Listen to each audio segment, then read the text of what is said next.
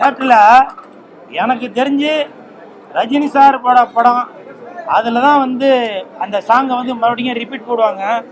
இந்த படத்தில் கேப்டன் பிரபாகரன் படத்தில் அந்த சாங்கை 3 தடவை திருப்பி போட்டாங்க. அது பார்க்கும்போது அவ்வளோ சந்தோஷம். நான் இன்னும் கொஞ்சம் சின்ன பையனாக இருந்தாக்க நான் போய் ஸ்க்ரீன் மேலே போய் ஆடி இருப்பேன். உய்யா உய்யா உய்யா உய்யா உய்யா அப்படின்னு. அது இப்போ பார்க்கும்போது அப்படியே எனக்கு மயிரெலாம் அப்படியே நட்டுக்குது.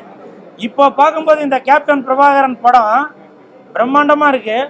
30 வருஷத்துக்கு முன்னாடி மிக பிரம்மாண்டமாக இருந்திருக்கிறான். இந்த படத்தோட இயக்குனர் ஆர்கே செல்வமணி சார், செல்வத்துள் செல்வம் ஆர்கே செல்வம் அப்படின்னு தான் சொல்லலாம்.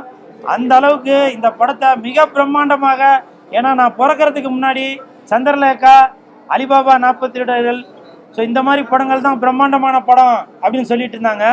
ஆனால் நான் பிறந்ததுக்கப்புறம் 91 இந்த படம் தான் மிக பிரம்மாண்டமான படம் அப்படின்னு சொல்லி நான் பேப்பரில் நியூஸ்லலாம் வந்து இதை பார்த்தேன்.